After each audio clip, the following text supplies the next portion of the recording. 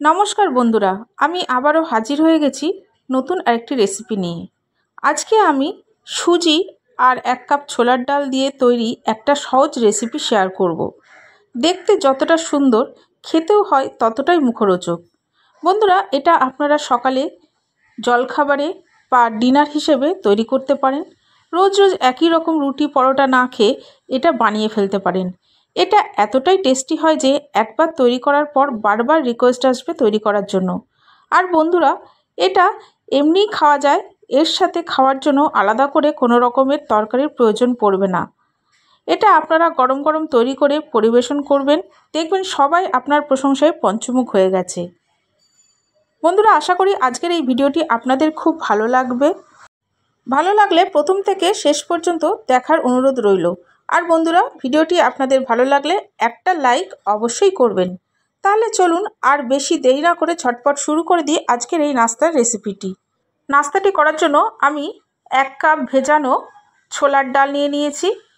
এটা আমি আগের দিন রাত্রে ভিজিয়ে রেখেছিলাম। আপনাদের হাতে সময় কম থাকলে গরম জলে 2 থেকে 3 ঘন্টাও ভিজিয়ে নিতে পারেন।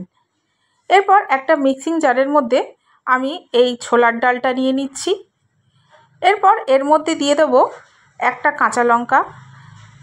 এটাকে জল ছাড়াই একটু পেস্ট করে নেব। দেখুন, জল ছাড়া পেস্ট করেছি, পুরোটা পেস্ট হয়নি, একটু একটু গোটা আছে।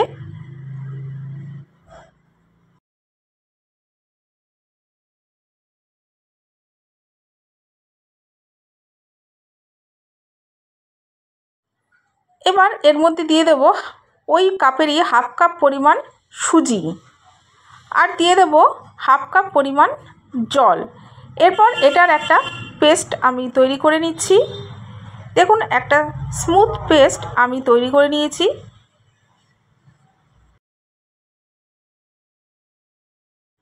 দেখতেই পাচ্ছেন কতটা স্মুথ হয়েছে, কোনো রকম গোটা নেই। এবার এটাকে একটা বড় পাত্রের মধ্যে ঢেলে নিচ্ছি। 3-4 মিনিট ধরে এটাকে খুব ভালোভাবে ফেটিয়ে নেব। এই সময় বলে রাখি, আজকে আমার ভিডিওটি দেখতে যদি কোনো নতুন বন্ধু চলে আসেন, তাহলে অবশ্যই আমার চ্যানেলটিকে সাবস্ক্রাইব করে দেবেন। পাশে থাকা বেল বাটনের অল অপশান প্রেস করে দেবেন, যাতে আমার ভিডিওটি আপলোড হওয়া মাত্রই সবার প্রথমে আপনাদের সামনে পৌঁছে যায়। দেখুন, আমি এটাকে খুব ভালোভাবে ফেটিয়ে নিয়েছি। এই ব্যাটারটা একটু বেশি ঘন হয়ে গেছে, তার জন্য আমি অল্প জল দিয়ে দিলাম। জল দিয়ে আবারও ব্যাটারটাকে গুলে নিচ্ছি। তবে খুব বেশি জল দিয়ে পাতলা করবেন না, অল্প অল্প করে জল দিবেন, যেরকম প্রয়োজন সেরকম দেবেন। দেখুন, আমার আরেকটু লাগলো, সেই জন্য আমি আরেকটু দিয়ে দিলাম।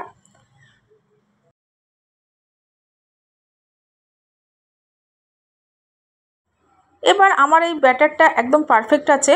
এটা পারফেক্ট আছে বুঝবেন কি করে? হাতার পেছন দিকে এই রকম একটা লম্বা দাগ কেটে নেবেন। দেখবেন দুটো দাগ আর মিলছে না, তখন বুঝবেন এই ব্যাটারটা একদম ঠিকঠাক আছে। আর যদি মিলে যায় তাহলে বুঝবেন ব্যাটারটা পাতলা হয়ে গেছে। এবার এটাকে সরিয়ে রেখে দিলাম। আমি একটা পাত্র নিয়ে নিলাম। এর মধ্যে একটা সেদ্ধ আলু আমি গ্রেট করে নিচ্ছি। আপনারা গ্রেট না করে ম্যাশও করে নিতে পারেন, তবে খেয়াল রাখবেন আলুর মধ্যে যেন কোনো রকম গোটা না থাকে।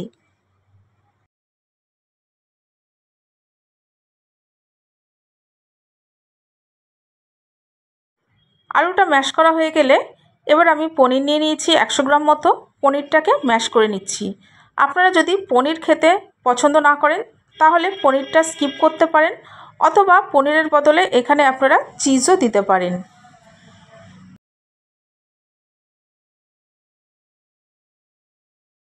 দেখুন, আলু পনির গ্রেট করে নিয়েছি। এবার এর মধ্যে দিয়ে দিলাম ঝাল অনুযায়ী কাঁচা লঙ্কা, কুচি করে রাখা পেঁয়াজ, দিয়ে দিচ্ছি একটা বীজ ছাড়ানো টমেটো কুচি, দিয়ে দেবো রোস্টেড ধনে আর জিরে গুঁড়ো হাফ চামচ, ঝাল লঙ্কার গুঁড়ো হাফ চামচ, চটপটা স্বাদের জন্য দিয়ে দিচ্ছি চাট মশলা, আর সামান্য একটু গরম মশলার গুঁড়ো, আর স্বাদ মতো লবণ।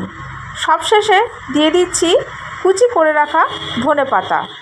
এবার এগুলোকে আমি খুব ভালো করে মেখে নিই।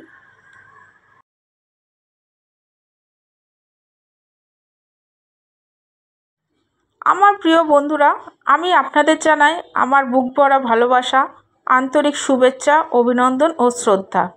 আপনাদের ভালোবাসা ছাড়া আমি সামনের দিকে এগিয়ে যেতে পারবো না। দয়া করে আমাকে সামনের দিকে এগিয়ে যেতে সাহায্য করুন।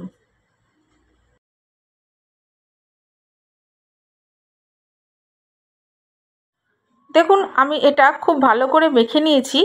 এরপর আমি এই আলু মাখাটাকে একটা শেপ দিয়ে গড়ে নেব। আমি এখানে সিলিন্ডার শেপে গড়ে নিচ্ছি।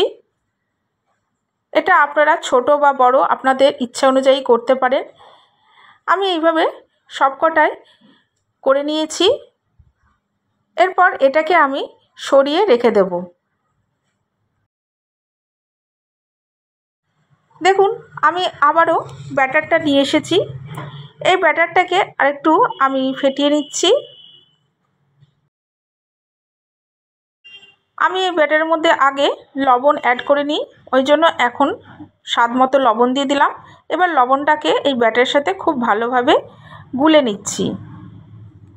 এরপর একটা তাওয়া আমি বসিয়ে দিয়েছি, তার মধ্যে সামান্য একটু তেল দিয়ে দিয়েছি। তেলটাকে এবার ব্রাশ করে নিচ্ছি। এই নাস্তাটাতে বন্ধুরা কোনো রকম বেশি তেলের দরকার পড়ে না, সামান্য এই একটু তেল দিয়েই পুরো নাস্তাটা আমার তৈরি হয়ে যাবে। দেখুন, আমি একটা হাতায় করে ব্যাটারটা তুলে গোল শেপ দিয়ে নিচ্ছি। এটা আপনারা ছোট বড় নিজেদের ইচ্ছামতো করতে পারেন। আমি ছোট ছোট করছি। আমার একটা তাওয়ার মধ্যে দুটো খুব ভালোভাবে ধরবে, তাই জন্য দুটোই করলাম। আপনাদের তাওয়াতে যদি 3টে 4টে বা একটা ধরে সেটাই করবেন। এবারে ওপরটা খুব ভালোভাবে শুকনো অবধি ওয়েট করব। বন্ধুরা, আজকের এই রেসিপিটি আপনাদের কেমন লাগলো সেটা অবশ্যই কমেন্টস বক্সে কমেন্টস করে জানাতে ভুলবেন না। দেখুন, নিচেরটা হয়ে যাওয়ার সাথে সাথে কিন্তু উঠে গেল।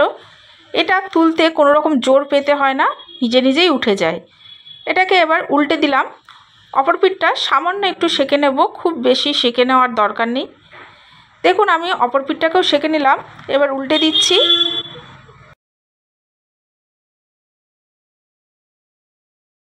দেখুন, দুই পিঠই আমার হালকা লাল হয়েছে। এবার আমি যে আলুটা দিয়ে তৈরি করে রেখেছিলাম সেইটা এর মধ্যে দিয়ে দিচ্ছি। এরপর আমি এইটাকে মুড়ে দিচ্ছি। দেখুন আমি কিভাবে মুড়ে দিচ্ছি, আশা করি আপনাদের বুঝতে কোনো অসুবিধা হবে না। তারপর একটু চেপে দিচ্ছি। এটা আপনারা সকালের জলখাবারে ডিনার হিসেবে তৈরি করতে পারেন। রোজ রোজ তো একই রকম রুটি পরোটা না খেয়ে এরকমভাবে বানিয়ে ফেলতে পারেন। আর এটা খুবই টেস্টি হয়। একবার তৈরি করার পর বারবার রিকোয়েস্ট আসবে তৈরি করার জন্য। দেখুন, আমি দুটোর মধ্যেই পুর দিয়ে দিয়েছি। এবার দুই দিক উল্টে পাল্টে ভালো করে সেঁকে নিচ্ছি। এইভাবে আমি সবগুলোই করে নেব। আর খুব কম সময়ের মধ্যেও এটা হয়ে যায়। এগুলোকে তুলে নিচ্ছি, তারপর গরম গরম পরিবেশন করে দেব। তাহলে বন্ধুরা, আজ আসি। আবার দেখা হবে নেক্সট এপিসোডে নতুন কোনো রেসিপির সাথে।